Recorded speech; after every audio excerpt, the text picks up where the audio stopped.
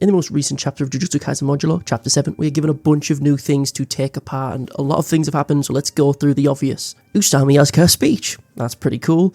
Yuka has a malignant tumor in her brain and has 6 months to live. Cross tried to impersonate Maru, and oh yeah, the thing that people are probably talking about, is probably in the thumbnail title, is Mahito is back. Now, if you saw my previous video or you read the previous chapter, you know that Yuji appeared as well. Granted, only as a quick flashback for the Grade 1 curse users' memories, but still, I think that it is no coincidence that within the span of 2 chapters, Yuji appears and then Mahito does. I feel like this is a clear sign of both, or at least one of them, returning. The reason I think both Yuji and Mahito will return is one single reason. Think. What did Yuji say before he took down Mahito? Granted, he didn't, finish off Mahito. Kenjaku kind of did it, but you know what I'm going to say? Yuji made Mahito a promise. So let me just read it for you. Even if you come back as another curse, I'll kill you. Change your name, change your form, I'll kill you again. I don't need to find meaning or a reason. Maybe 100 years after my death, the meaning behind my actions will become apparent. In the grand scheme of things, I'm probably nothing more than a cog. But I'll keep killing curses for as long as I can. That's my role in all this. So, given that line and Mahito's appearance, as well as Yuji's appearance previously, I feel like it's fair to say that Yuji will more than likely appear again, alongside Mahito. Probably to murk him, but we'll get into that shortly. So what I'm about to go through next is basically my theory on how the story will progress from here in regards to Yuka's illness, because I think they're both very much connected. So when Mahito appears on the main page, it's seemingly Tsurugi who sees him in like a dream or something, and then he wakes up. And when Mahito sees Tsurugi, he says that he mistook him for someone else. He thought he was him. This could be referring to Yuji, this could be referring to Yuta because he's wearing a ring, but as far as we know, Mahito didn't know Yuta or anything like that. So chances are it's referring to Yuji because he's the only main character we really know that the two have in common, right? In some semblance, okay? So chances are, in my opinion, I feel like Mahito will manipulate Tsurugi in a similar way that he did to Junpei, but in doing so, he will try to form a binding vow with both Tsurugi and Yuka so that he can use idol transfiguration and in turn cure her malignant tumor. Maybe he'll find out about said tumor from Yuka herself or from Cross, who knows. But Mahito will suggest a binding vow just like Mekamaru's to cure her of her illness that will kill her in 6 months. Yuji then, of course, will appear, and given what Yuji said to Mahito, I doubt he will give the Okotsu grandkids a chance to fix the tumor. It will create a very confused environment. Yuji wants to kill Mahito as soon as possible. He promised to do so. Yes, it's been 68 years, but that does not matter. It's Mahito. He is just literal human evil incarnate. However, Tsurugi will attempt to stop Yuji from killing Mahito so that Mahito can in turn cure Yuka. Given the dynamic between Tsurugi and Yuka, I can very much see Tsurugi being desperate enough to be manipulated in the same way Junpei was, so that he will do Mahito's bidding for his entertainment, or just to screw over and make Yuji miserable, which is, what he loves to do, and it will all be under the guise of saving Yuka from her terminal illness. So basically, Mahito will try to cure Yuka, and he will do so with ulterior motives in mind to mess with Yuji, and in turn Yuji will try to prevent that binding vow, since he himself knows that Mahito is literally the embodiment of the human race's worst parts of ourselves. And because of that, I feel like that may also tie into the alien plotline, because Mahito himself represents the worst parts of humanity, and the refugees like Maru and Cross, etc. Maru is with the Okotsu grandkids so that they can view humanity and see whether or not they're, going to go to war, and see if they can coexist happily. Mahito his entire existence goes against that of cohabitation, since he literally represents everything bad about humanity. Cross and Dabura or whatever may use Mahito's existence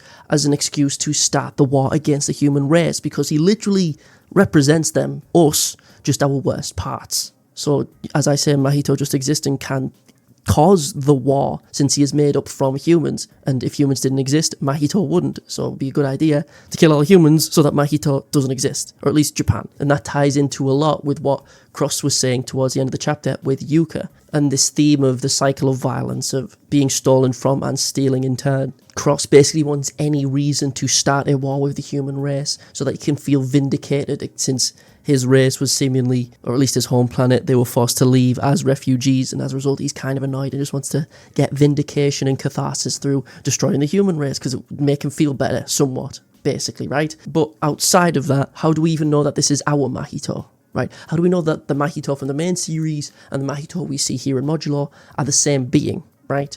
Because characters in JJK seemingly get reincarnated a lot, which is what Mahito seems to be here. But did Mahito retain his memories, curse technique? Does he even have idol transfiguration? Do we know? Well, what we can gather, right, from Mahito's actions and how his ending occurred in the main series is that this is more than likely the same Mahito. And the reason I say this is because Mahito even appeared in the final chapter of the series, unwilling to leave purgatory, unwilling to pass on. A common theme in Jujutsu Kaisen is deciding whether or not to move on and change your way of thinking, or just stay and stew and just be yourself no matter what, and not let anything change your mentality, like Sukuna was up until the end. And as we see with Mahito at the end of the series, he is a whiny little bitch who couldn't get over the fact that, that Yuji beat him. So chances are, in my opinion, maybe Mahito just sat in squalor in purgatory for decades until enough human resentment built up over time, over the next 68 years, and then he got reincarnated with his previous memories, curse technique, etc.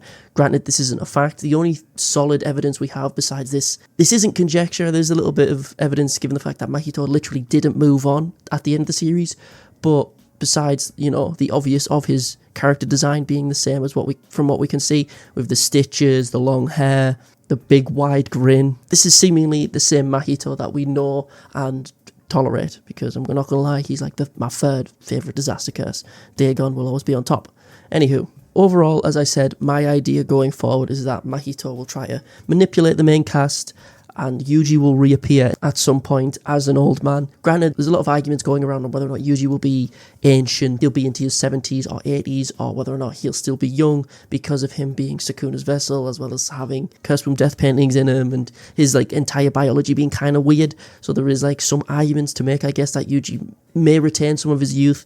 But even still, I still think if he's more than likely old. If he's not, that's fine. If he is, I'm not bothered either way. I still think that, 70, 80-year-old Yuji could still pretty clearly mop up Mahito. I feel like most of us would agree with that, to be honest. Overall, however, the chapter was very fun. It was just very intriguing to read. It was very funny at moments, surprisingly enough. For example, when Cross initially attempts to imitate Maru, Tsurugi just asks Maru, in quotation marks, why his brother Cross is always so angry all the time. To which Cross, of course, is like, not all the time, of course. He's not always angry. And then on top of that, Cross being annoyed that Maru even wanted to go to an amusement park in the first place, and having to pretend that he wanted to go there. And one intriguing thing that came out of all of this is the fact that Jesus is now canon in JJK, which is pretty cool. It's obviously not on the same level as JoJo's, where it's, Jesus Joestar, but it's still very intriguing in the context that it's brought up in. But yeah, I think Mahito will return. I think he will become a major player in the main story, especially in regards to Yuka and Tsurugi's main storyline. Maybe less so to do with the aliens, but as I say, I can see his existence acting as a foil to humanity, but him existing in turn will give the aliens an excuse to send Dabura in and cause chaos. Let me know what you think down below. But with that being said, toodles my doodles. Hope you'll see you in the next one. Peace.